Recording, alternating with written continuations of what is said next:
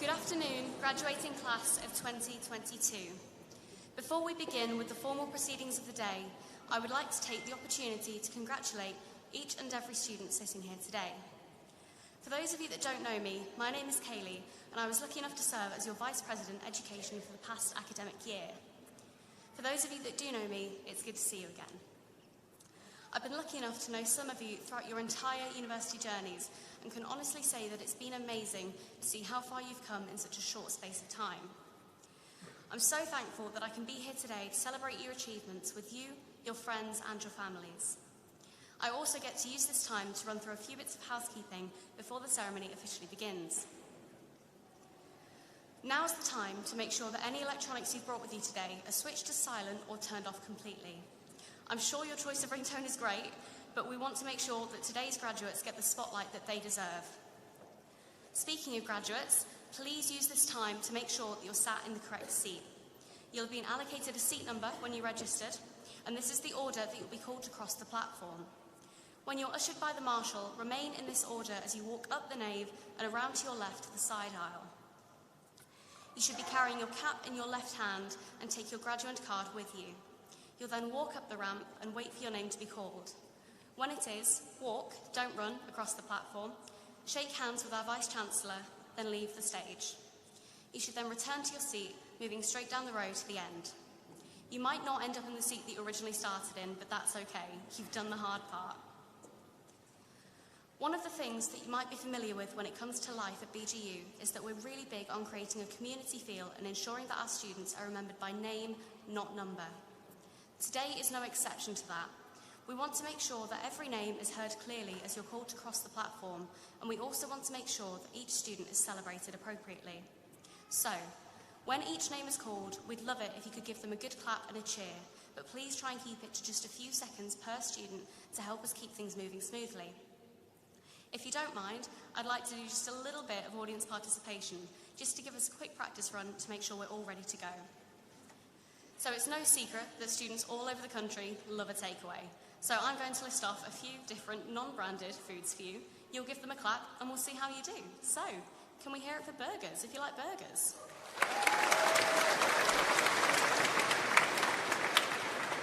Sushi.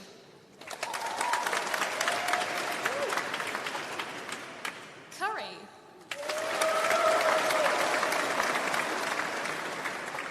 And finally, can we have a few seconds of clapping for pizza?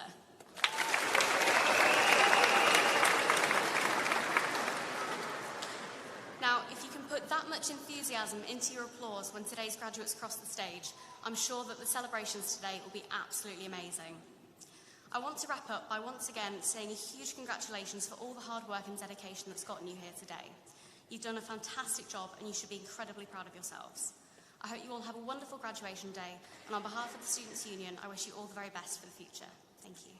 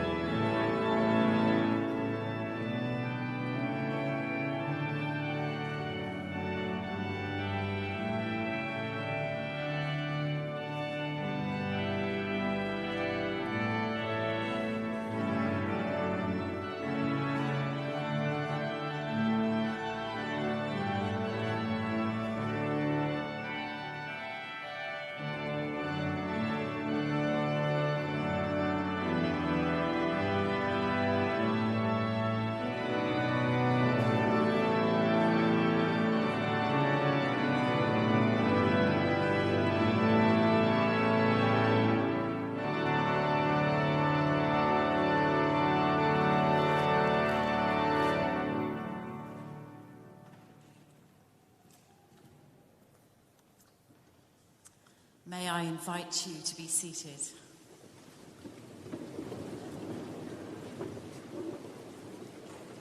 Madam Chancellor, distinguished guests, and everybody here gathered today, may I warmly welcome you and greet you on behalf of the Cathedral Chapter and all the community here. And it's a great joy and delight to be able to celebrate the wonderful achievements of our graduates who are gathered to receive their awards today. This place is a place built to inspire, and over the centuries, 950 years, it's done that as people have gathered for all sorts of occasions and events. And you're marking that moment in its history today, making your little imprint on that story. And we're delighted that you are here with us. We hope you enjoy the time here in the cathedral. And as we begin, I'd like to offer a prayer for you all. Let us pray. O God, the author of all knowledge, whose goodness, truth and beauty enlivens and enriches our lives, we give thanks for the gifts of intellect and learning which we celebrate today. We rejoice in the uniqueness and potential of each of our graduates as we applaud their achievements. And as they embark on life's continuing journey, grant them confidence and courage to boldly make their mark upon the world. Amen.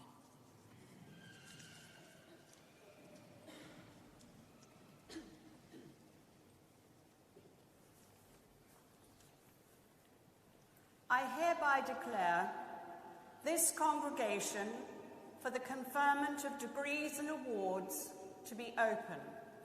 I welcome all who are gathered here for this ceremony.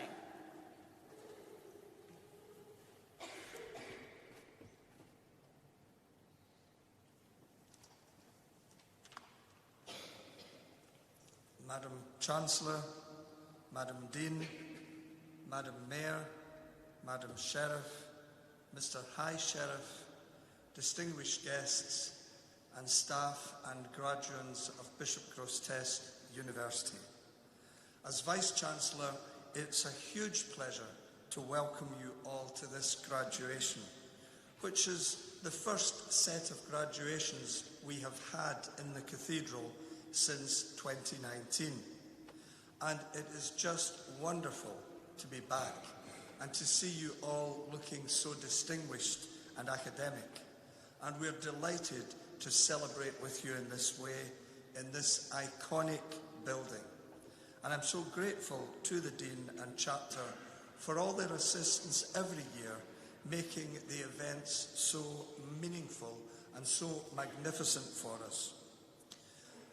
I always try to find something special, some special event which has taken place during the year, which will set apart the year's graduating students from any other, making you a unique group. And this year, there is no shortage of significant events. For the year 2022 marks the 160th anniversary of the establishment of this academic institution, Bishop Grosseteste University, which was opened in 1862. The year also marks the 10th anniversary of our gaining university title. And of course, to top all of that in the country, it marks the 70th anniversary, the Platinum Jubilee of Her Majesty the Queen's service. So take your pick. You are unique for all of these reasons, graduating as the class of 2022. Today marks a rite of passage for you all. You have achieved a landmark in your life and education, and you can be rightly proud of the award that you will receive today. And as you can see, the staff, the University Council, and the civic dignitaries are all here to celebrate with you, to show just how much you mean to the institution and to the city. But I also want to take this opportunity personally to thank you, because as Vice-Chancellor of Bishop Grosseteste University, my constant focus is on the student experience, and I look for various ways to inform me of what sort of experiences you are having. And one of the ways I seek assurance is by examining in detail the results of the annually conducted National Students Survey, or NSS. And for those of you who don't know what that is, it's a survey conducted on behalf of the government, and it asks final year students in every university and college in the whole of the UK about their experiences of learning, of teaching, of assessment, of staff, and of support in the Students' Union, and your overall satisfaction with your course. And I am delighted that this year our score is well above the national average, and it puts BGU in the top 25% of universities for student satisfaction. And notably for us, we are number one in the whole of the UK for satisfaction in English literature. But also in the What's Uni Awards, we came second in the whole of the United Kingdom for student support. And that was on the basis of your votes. So thank you on both counts. With both of these very positive results, what that illustrates to me is that you, our graduates, recognise the dedication and commitment and passion for the subject that the staff have shown.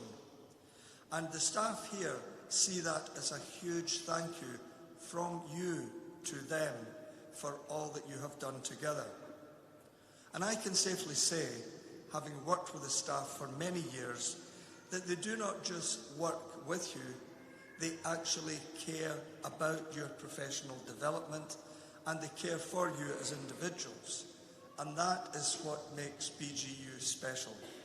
And I think with all these very positive things, it would be appropriate for us to have a round of applause.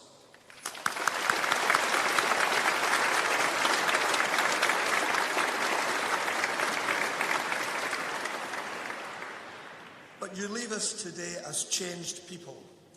And I realise, of course, that there have been ups and downs during your study, not least by the uncertainties of the last 2 years, but also by specific events in your own lives. You've also been changed as a result of your learning, the definition of which I always go to is a relatively stable change in behaviour as a result of experience.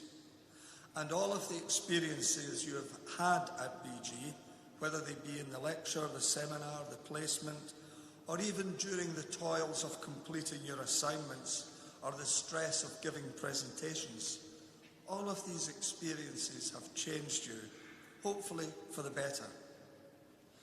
But we also realise that you've not done this on your own, and that you have been supported by your families and friends, by communities, by your tutors and lecturers and the wider staff with whom you have worked in placements. They have all been beside you and behind you, encouraging you. And I think at this point it would be really appropriate to give a round of applause to all of those who have supported you in various ways.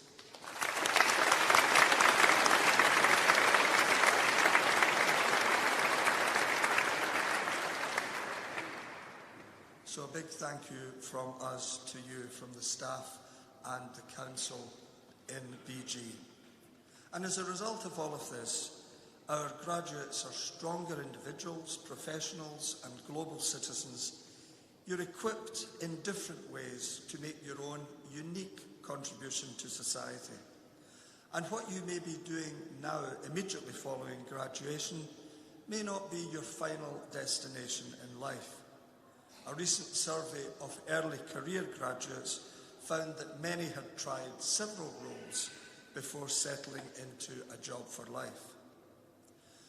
For me, one of the most important skills that you will have developed during your time with us in every subject is the art of communication, which is embedded in every one of our courses. And my challenge to you is for you to do all that you can to continue to develop communication skills. It may seem an obvious thing, but my fear is that during the past 2 years, communication has become a casualty. Because it's much more than words. It includes empathy, listening, giving and responding to feedback. It's the expression with which you speak, the facial expressions, tone of voice, body language, etc. And a lot of these components have become lost, or at least undervalued in the past 2 years. I share the view of Yama Mubtaka that the better we are at communicating, the better our lives will be. Or according to Brian Tracy, if you're willing to work at communication, you can rapidly improve the quality of every part of your life. But what this quotation by Tracy also highlights is the need to keep developing your skills, to be lifelong learners, constantly learning new knowledge and skills. And this year I decided to keep the little grey cells ticking over, in the words of Agatha Christie's Poirot, by learning Mandarin Chinese. Unfortunately, neither the Chinese-speaking staff nor our international students can understand a word that I am saying. But it has not put me off, and I labour on in the hope that one day they may well be able to communicate and understand me. I hope that you might decide to continue your lifelong learning at BG again in the future. I hope also that you continue to think of BGU with affection, and that it may remain with you as a significant influence in your life. Each year in the summer, I meet with a group of our former students called the Old Students Association, or OSA. These are graduates from the institution going right back to the 1950s, and their memories of the BGU spirit of community are so full of loyalty and affection. They are our ambassadors in different areas of society, and today you join them as the next generation of BGU ambassadors. Wherever you go and whatever jobs you do in the course of your professional life, you will be influenced by the education and the experiences you've had with us. You might have a bit of job trying to encourage people to pronounce Bishop Grosseteste University properly, but BGU will do, and you will take the BGU mark of quality with you wherever you go. And at this ceremony, I personally should like to say a thank you to one individual who has been here for all of us over the past 25 years. Graduation ceremonies look very easy. They look as if you just come in the door and it all fits together seamlessly. But what they hide are months and months of planning and preparation and attention to detail. And I would just like to say thank you to one person, Hannah Clipsham, who has done this for 25 years and who has now decided to leave BG to do different things. But I am hoping if we give a loud enough applause that she might decide to come back and be with us again another year. So could you join with me, please, in thanking Hannah?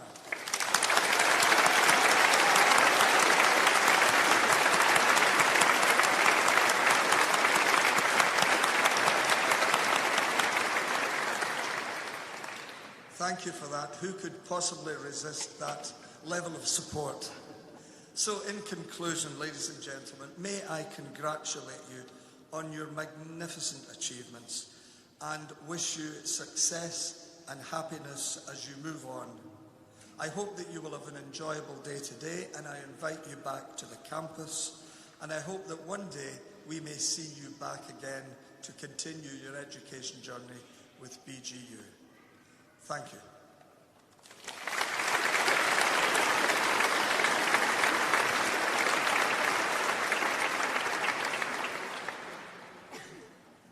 So we now come to the part of the ceremony in which we award the honorary degree. So I now invite our honorary graduand, James Holland, to come forward.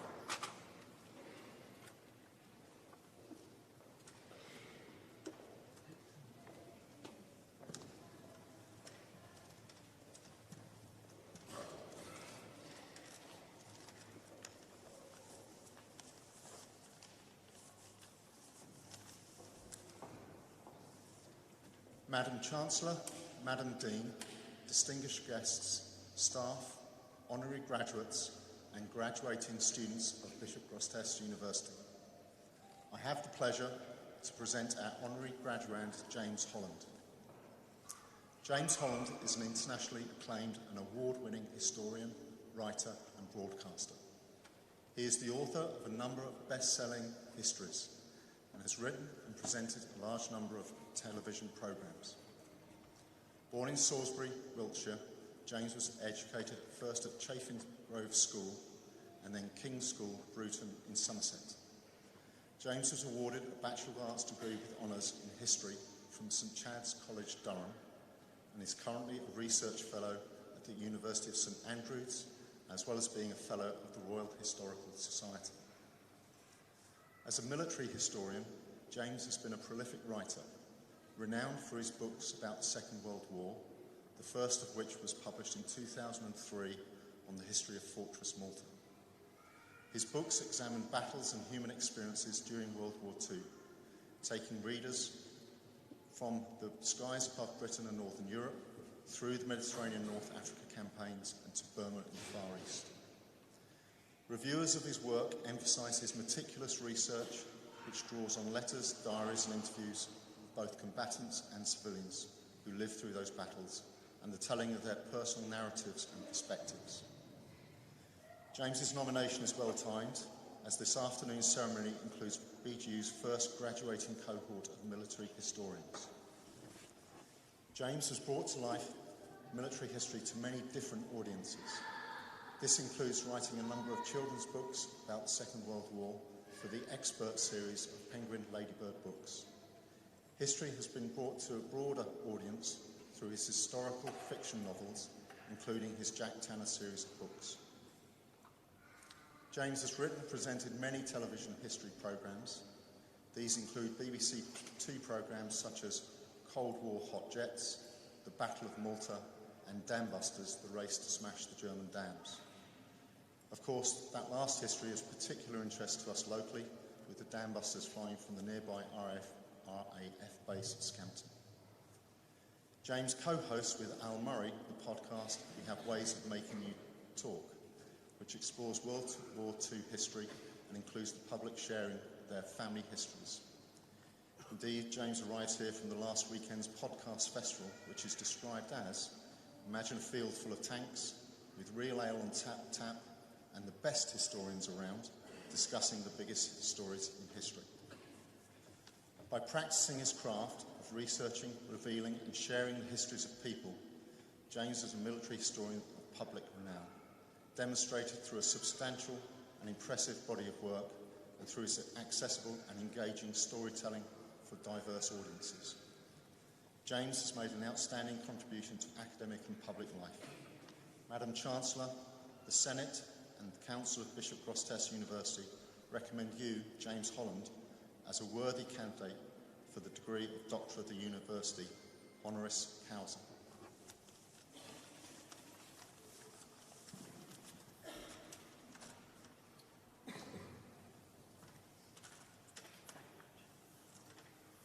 It is with great pleasure that I confer upon you the degree of Doctor of the University, honoris causa, and we welcome you to our academic community.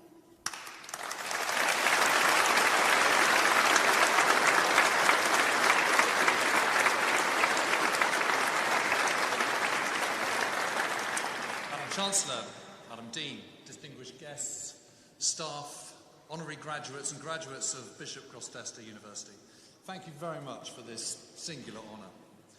The past is, of course, all around us, but I think most of us just take it for granted. It's the brick in a building that we've walked past 100 times, but which is several hundred years old. It's the 800-year-old beam in the Cathedral View guest house. It might be some earthworks on a hill over which your dog is bounding. But sometimes I've managed to see something or read something that has just made the past shrink. Let me give you a couple of examples.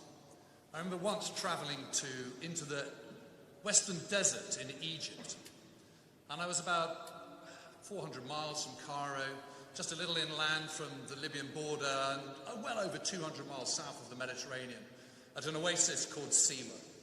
And there at Siwa, it's just as you imagine. You're surrounded by desert, and then there it is, this little well of greenness just in the middle of nowhere. But just to the north of Siwa, there's a little sort of bit of high ground, rocky, bleached sand and rock, known as the Jebel al-Multa, or Mountain of the Dead. And there's a number of tombs, and you can go into these tombs, which were discovered incidentally during the Second World War when people were fleeing the action from Siwa. They'd been covered up by dust and rock and grit and what have you.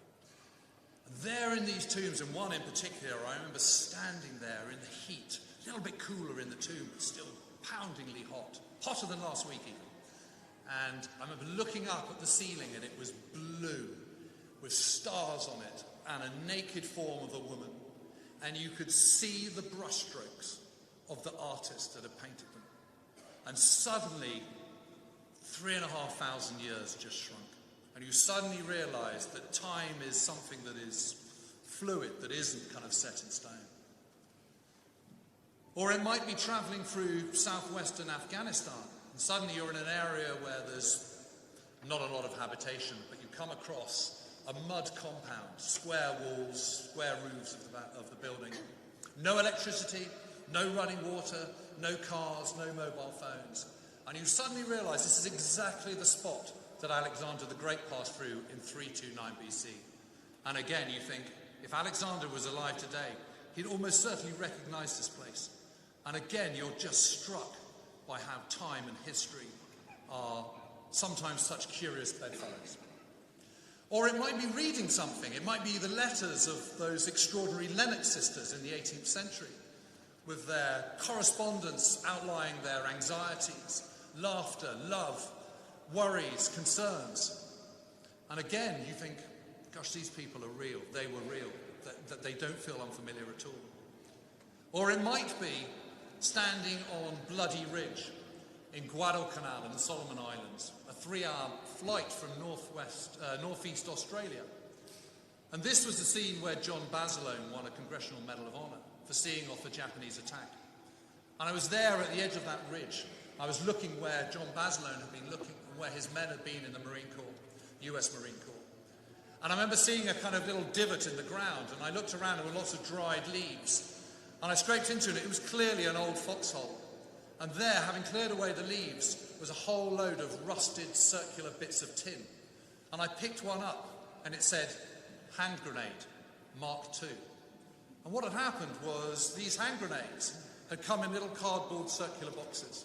And the cardboard, of course, had all rotted. And the the lids of these boxes had just been left behind. And I suddenly realized that the last time anyone had picked these up had been when the Japanese had been hurtling towards them in a banzai charge, and they had furiously ripped open the lids of these cardboard boxes, hurled a grenade literally where I was squatting there. Or it might be the opportunity to talk to a veteran of the Second World War, for example, someone like Stanley Perry, late of Lincolnshire, who I was lucky enough to get to talk to at great length about his experiences in the Second World War. Of course, not everyone gets the opportunity to have this reminder of our past thrust in their faces in quite the same way. But of course, standing here in Lincoln Cathedral, how could we possibly not be inspired by our past? And isn't it wonderful to think of what this cathedral has seen, the people that have passed through this place, kings and queens. You know, this cathedral's played host to them, dignitaries, great men of state. The town around has seen witness to some incredible events. Good events, the growth of the cloth trade and wool trade here in the Middle Ages, the rise of industry in the late 19th century and early 20th century. This was the place where the tank was founded, was created, after all. And some bad times too, of course. Civil war, anti-Semitism in Lincoln at the end of the 13th century. Typhoid epidemics, all sorts of bad times. But in a way, you can see Lincoln as a leitmotif for our own island story, and a wider story. L.P. Hartley, of course, famously wrote that the past is a foreign country. And in many ways it is, but it is our job, whether we be professional historians, whether we be academics, whether we be teachers, whether we be graduates, whether we be just interested people and punters, it is our job to inspire others and to learn about the past. Why? Well, because the past is important. How can we make sense of the present and prepare for the future if we don't understand the past? People say sometimes that history repeats itself, and I'm not sure that's true. I think patterns of human behaviour do repeat themselves. And I think as people, we're naturally curious. We're gossips at heart. We want to know about the human drama that is all around us, but also the human drama of the past as well. And of course it is important because that enables us to understand just a little bit better what is going on in, say, Ukraine at the moment, or why we are the nation we are, why we have the cultural makeup that we have in this country and here in Lincoln. The past really, really is incredibly important, and I sincerely hope that as many of you here today as possible can feel inspired by it, inspired by your surroundings, by the people you meet, and the people that you might read about and study about later on in life, because that's the one great thing about history. I don't suppose there's that many people that take up chemistry later on in life, but I think you can take up history at any time, and I would urge you to do so. It's a great honour to be here today. It's a great honour to be bestowed this honorary doctorate, and thank you to the university and to you. Thank you.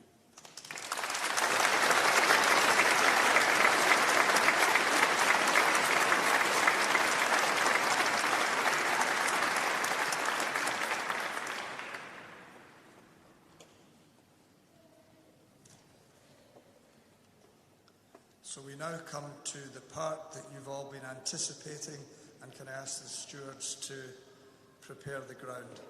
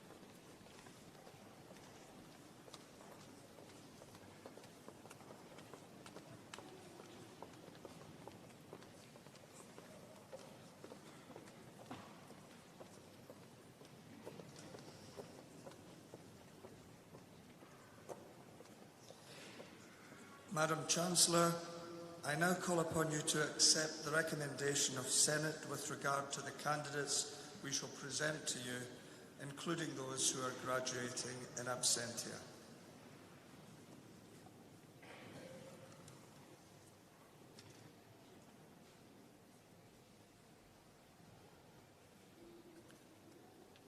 Madam Chancellor, we now present these candidates to you today that you may confer upon them for the degree of Bachelor of Arts, Applied Drama in the Community, with first-class honours, Abby Walters.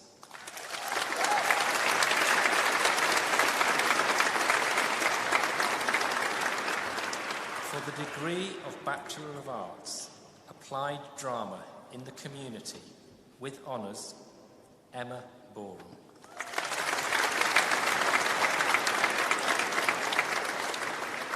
Bobby Dillaway.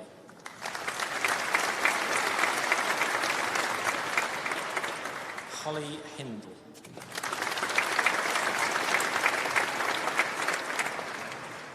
Connor Short.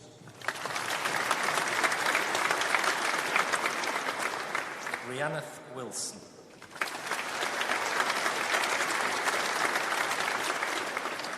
For the degree of Bachelor of Arts, Archaeology and History, with honours, Harry Gaines Burhill.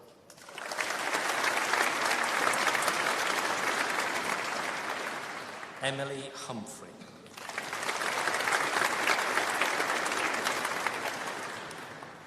Gavin MacDonald. Jasmine Swindell.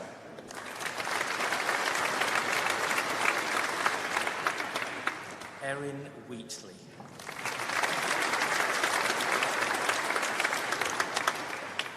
For the degree of Bachelor of Arts, Business with First Class Honours, Charlotte Herford.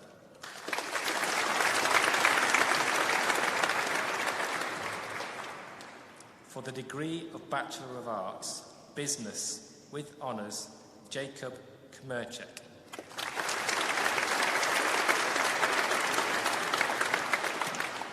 Brandon Reason.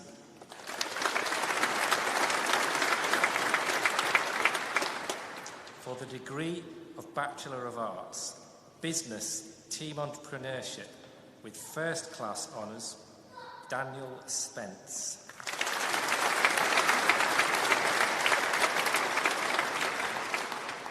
For the degree of Bachelor of Arts, Business, Team Entrepreneurship, with honours, Sergu Badea.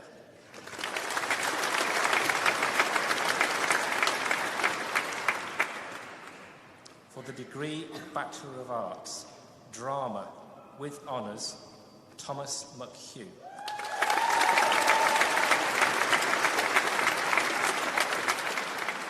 For the degree of Bachelor of Arts, English Literature, with First Class Honours, Victoria Dalton.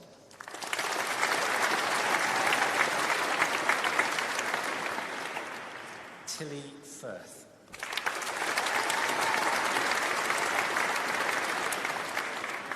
For the degree of Bachelor of Arts, English Literature, with honours, Oscar Cogham.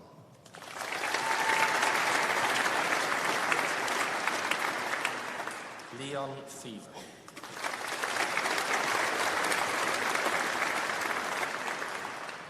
Lucy Knight.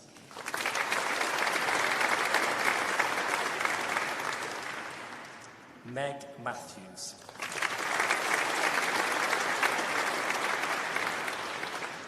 Kirby Moss.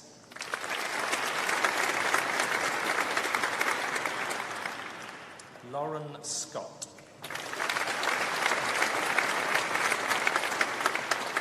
Shannon Wibberley.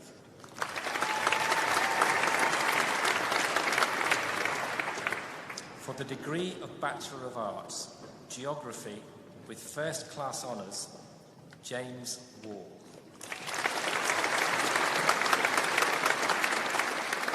For the degree of Bachelor of Arts, History, with First Class Honours, Chloe Dayton.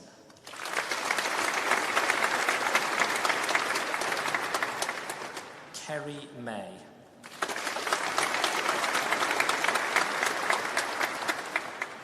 For the degree of Bachelor of Arts, History, with honours, Lily Druitt.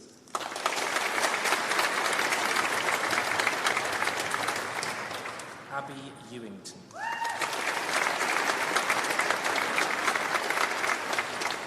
Connell Manville.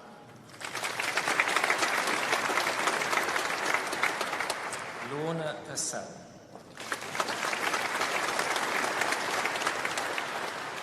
Eleanor Andrea Rees. Michael Thompson.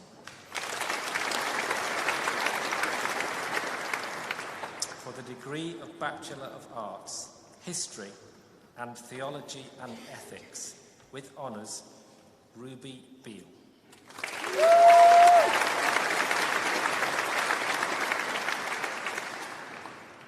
For the degree of Bachelor of Arts, Military History, with honours, William Cragg.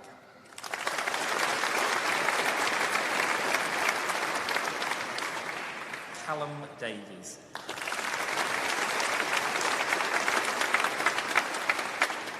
For the degree of Bachelor of Arts, Sociology, with first class honours, Adam Jackson.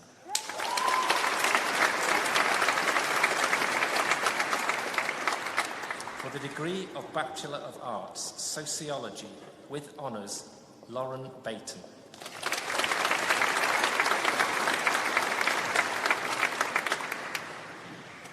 Bethany Dixon.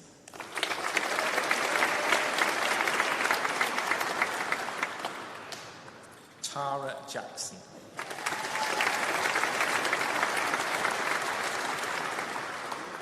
Katie Johnson.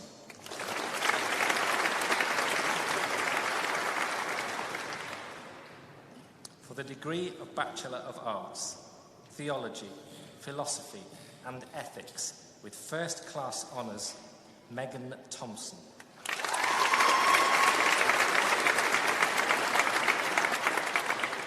For the degree of Bachelor of Arts, Theology, Philosophy and Ethics, with honours, Kimberly Fish.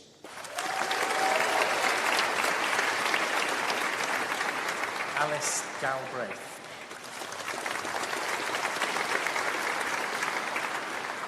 Molly Larkin.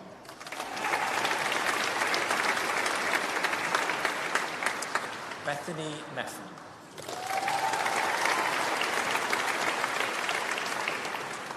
For the degree of Master of Arts in English Literature, Katrina Elms.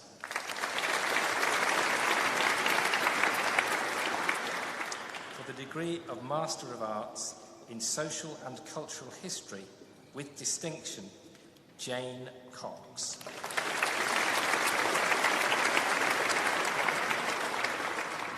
For the postgraduate diploma in Theology and Religious Studies, Angela Rankin.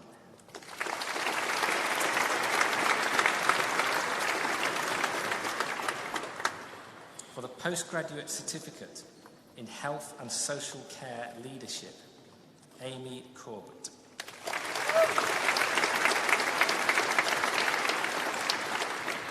For the degree of Master of Arts in Special Educational Needs and Disability, with distinction, Jessica Wythe.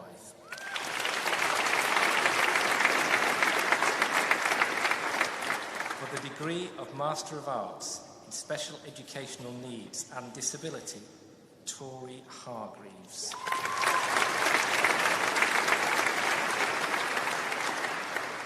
Ellie Tully.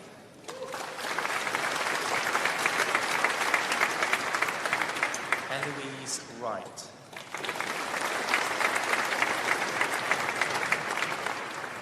For the postgraduate diploma in Special Educational Needs and Disability, Owen Picker.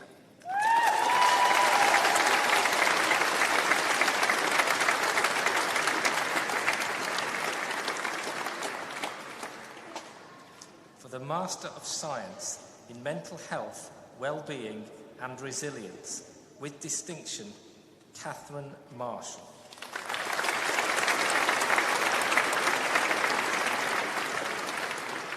For the Master of Science in Mental Health, Wellbeing and Resilience, Rachel Beck.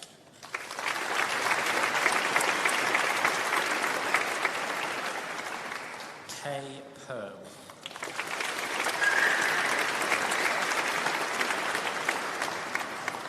Kelly Wilson.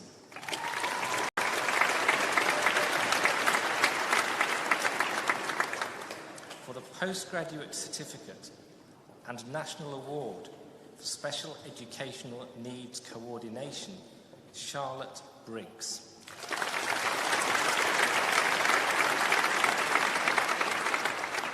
Rebecca Smith.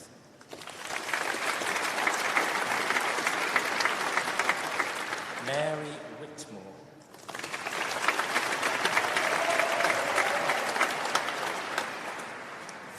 Professional Graduate Certificate in Education, Primary, with QTS, Alice Wiseman.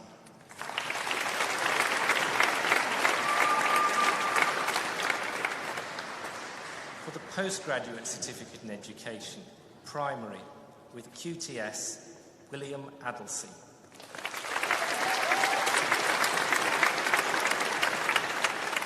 Philip Anker.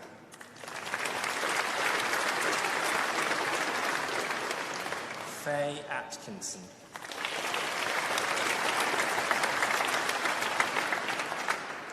Matthew Bain.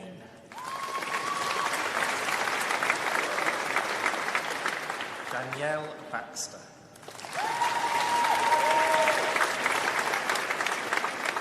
Kelly Louise Belcher.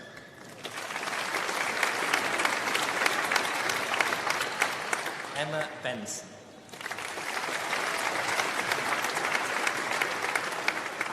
Emmeline Beckley.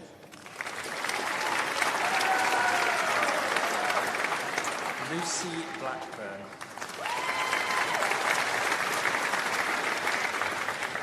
Emily Bowes. Georgia Bradley. Carla Briggs. Louise Brown.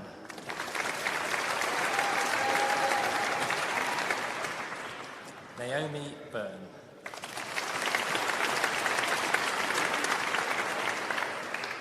Lucia Calcagni.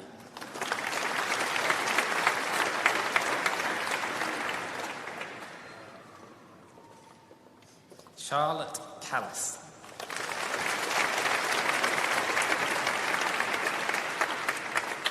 Angel Campbell.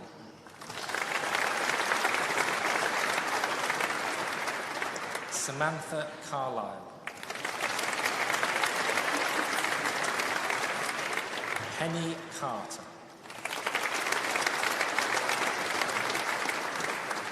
Lucy Chapman.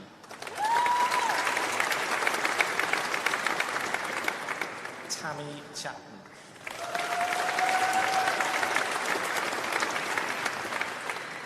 Stefan Coates.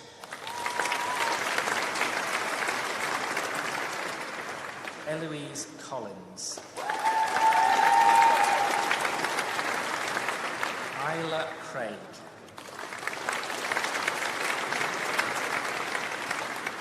Jessica Diath. Brooklyn Dehaney.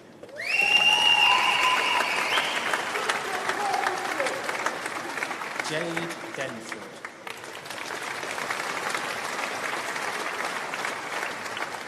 Joanna dos Santos Beta.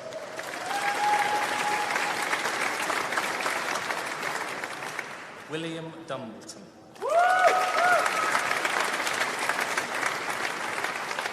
Georgina Durrant.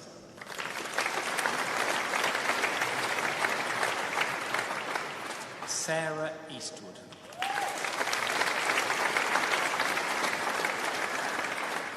Yasmin Elsie.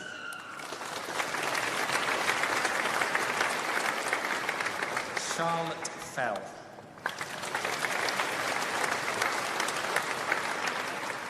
Chloe Flapp.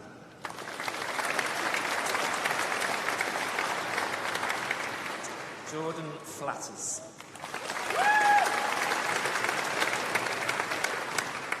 Cassie Fletcher.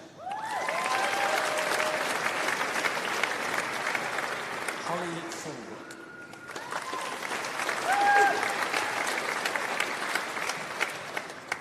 Rachel Gibson.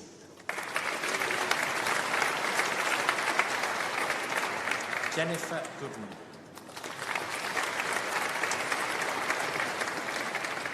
Rebecca Gorbett. Jasmine Gore. Emily Gray. Yana Green.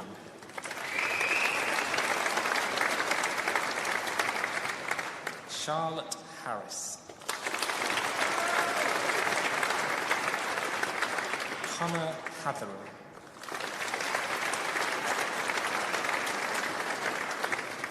Natalie Heald.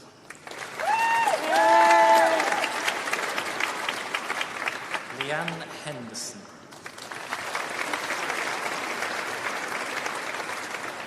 Danielle Hewitt. Gregory Hewitt.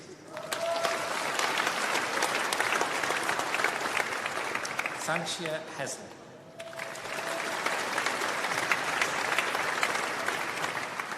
Fiona Hinchcliffe.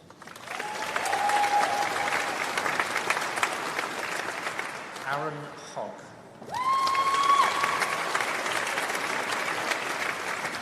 Thomas Holland.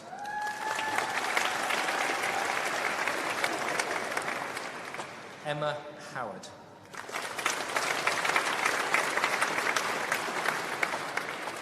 Lucy Hutchinson.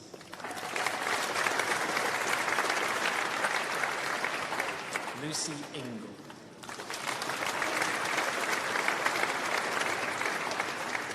Samantha Jackson.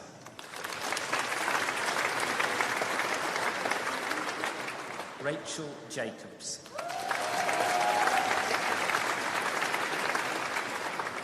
Caris James. Molly James.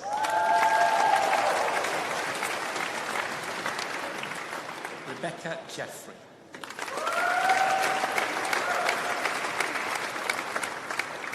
Francesca Jones.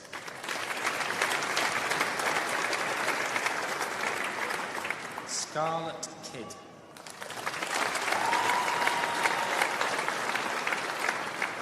Kirsty Kitata.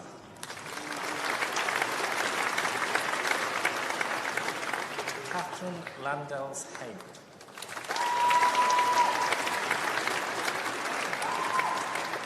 Megan Little.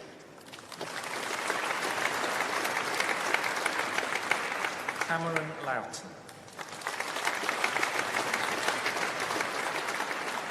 Connor Lowe.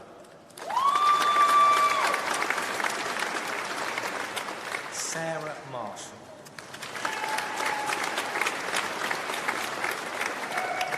Louise Marshall Ash.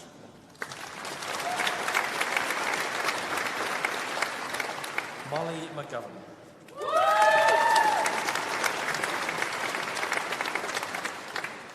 Kate Mellett.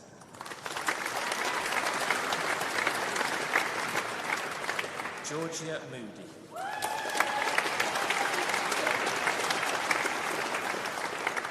Chloe Moore.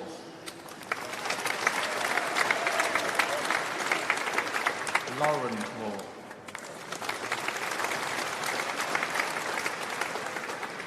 Chloe Morley.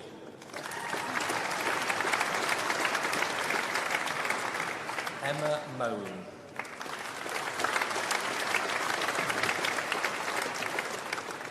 Mia Nardison.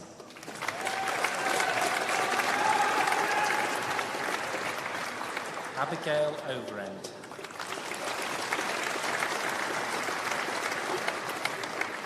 Georgina Owen.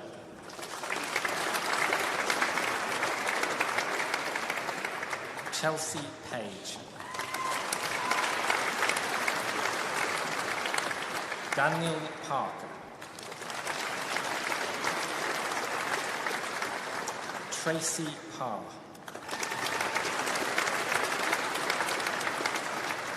Bethany Patterson. Ellie Mae Patterson.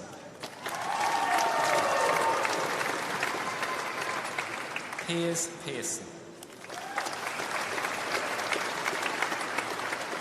Jade Heatherick.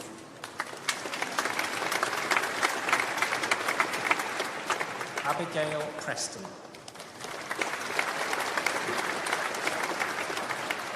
Amy Pudifat.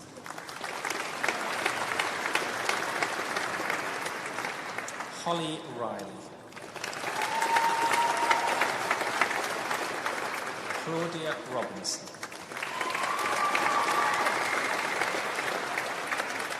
Jordan Robinson. Keisha Rosamond.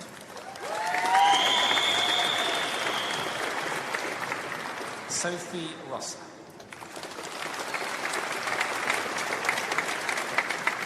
Emma Rudderham.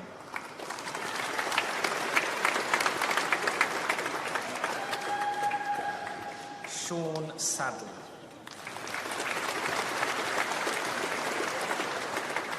Jack Scola.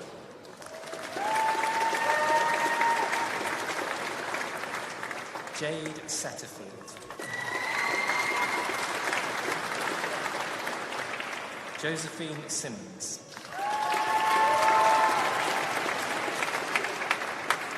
Kizzy Simpson. Sarah Smiatek.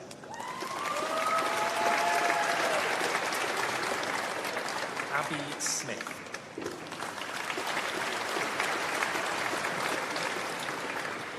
Chloe Smith-Shelton.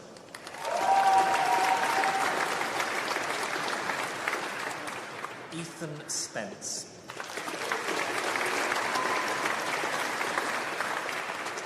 Katie Stringer.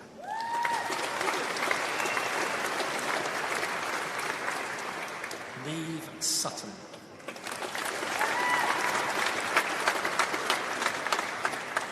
Holly Swain.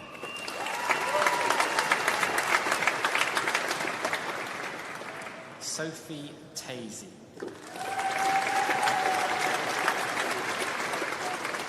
Rebecca Thompson.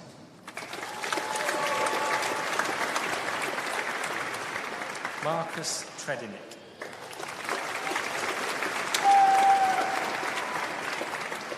Charlotte Trigger.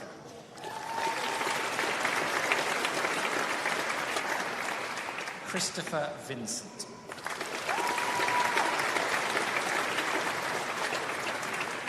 Megan Wag.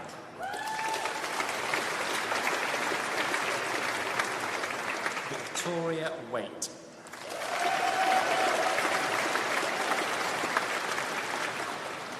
Jasmine Ward.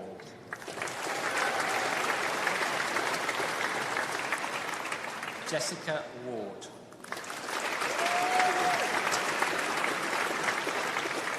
Demi Weir.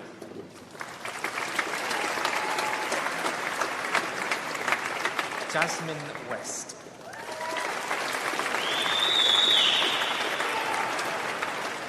Alice Wielden.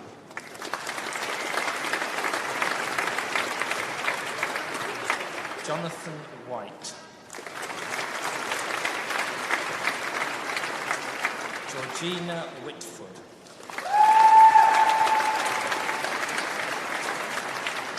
Abigail Wilbraham.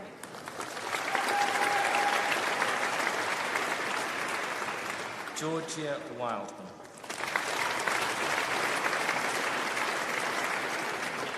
Sarah Wisher.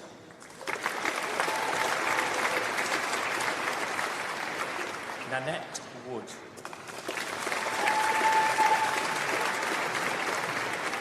Molly Young.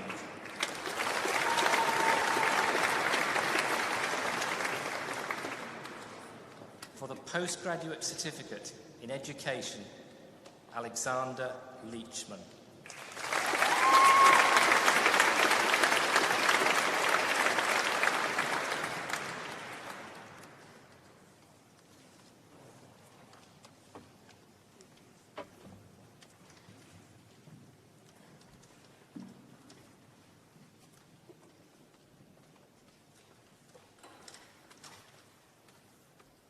It now gives me great pleasure to introduce one of today's graduates who will give the closing oration, who has graduated with a postgraduate certificate in primary education, Mia Nardison.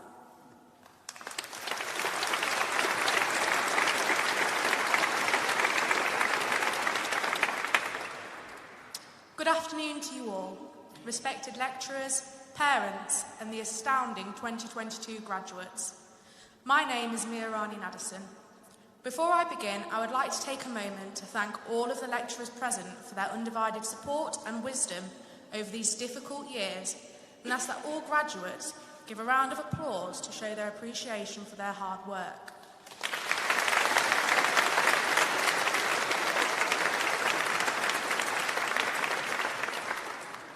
Congratulations, we made it. All our hard work has paid off, and we can now say that we are ready for the bright future that waits us all out in the world. I was very fortunate to have been chosen to speak to you today and reflect on our collective journey at BGU. And if I could think of one word to describe this journey, it would be unmatched. When I say unmatched, I mean a journey that has not been experienced previously. And I know that during my time at university, I've heard this word many times. My intent, however, is to associate this word with you all here today. You are unmatched. You are one of many who have been through an experience never seen before. I say this because we are all experiencing university in different ways. We don't all have the same adventures. Although we all have the stresses of dissertations and assignments, we all experience these in different ways. Some thrive under the stress and some crumble. But we made it. All our journeys have been unmatched. We are unique individuals with circumstances in recent years which have never been seen before in the history of education. Each and every person in this room today is special and has earned their place to be here. Living through these tricky times has made us appreciate the small things in life. Spending time with those we hold dear to us, working hard for something we see as important, learning new skills. We have formed strong relationships with the ones we cherish, people who have joined us on this crazy ride, those stressed and unstressed. And yet, we made it. We have learned how to construct relationships with our peers through a laptop screen, and have built the confidence to speak to them in person and form lasting friendships. I can say that I have made long-lasting friendships with people who I hope to be in contact with for many years to come, who have accepted me and supported me through this time over the last year. Through thick and thin, I now truly know what that means. We have endured the storm and are coming out the other end victorious. We built solid friendships during an outdoor learning session, working together to build shelter, whittle wood, and light a fire. As dangerous as this sounds, this was actually a university session. Reflecting on these experiences, I'm sure we all have unmatched memories that we will look back on in years to come. We looked out for one another in a time of difficulty, not just because of the worldwide issues we'd faced, but also our own dilemmas. But we made it. If there's only one message you take away from today's speech, I hope that it is that you are all skilled to take on any and all obstacles that may lie ahead. You have all made it through a tricky time. You have all made it here today. You have all made your journey worthwhile. I would call that an experience that is unmatched. Thank you.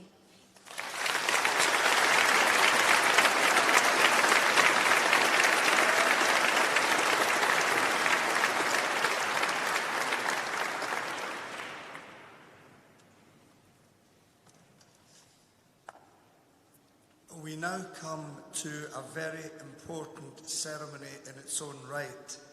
It's unique in that we have never done this before, and it's the installation of the second University Chancellor of Bishop Grosseteste University.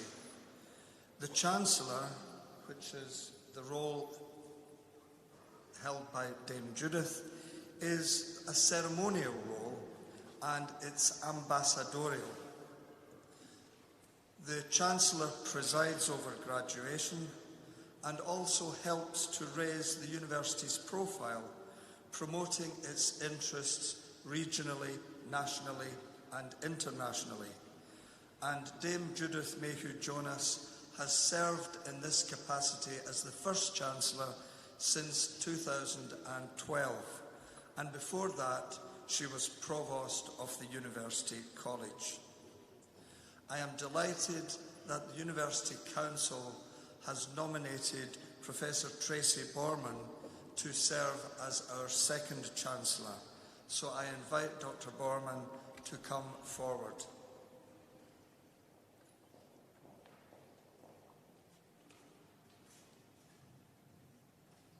Tracy is local to Lincolnshire and is an eminent historian, broadcaster and writer. And I am pleased to present her as the second Chancellor of Bishop Grosseteste University. And I invite the Chair of our University Council, Bob Walder, to conduct this ceremony.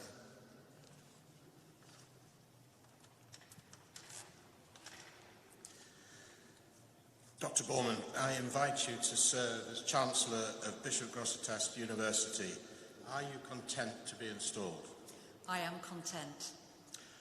Accordingly, I install you as the second Chancellor of the University and charge you with exercising faithfully all the duties of that role, with diligence, wisdom and integrity, and present you with your graduates.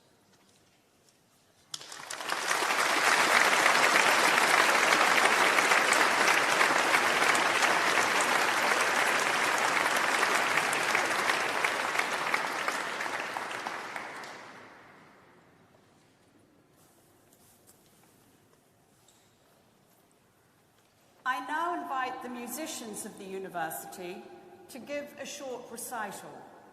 They will sing Non Nobis Domine by William Byrd and I Was Glad by Hubert Parry.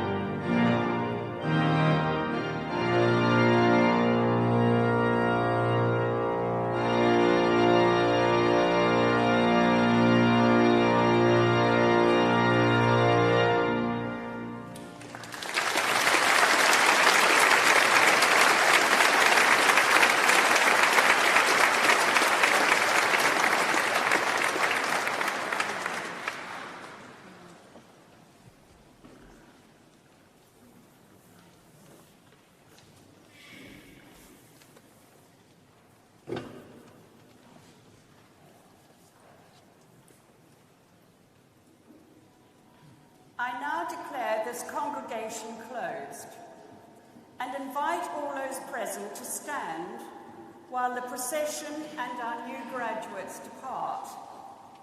Graduates, as befits your new status as members of our academic community, we ask you to join the procession while guests remain in their places until directed by the stewards, where you can meet up on the west front.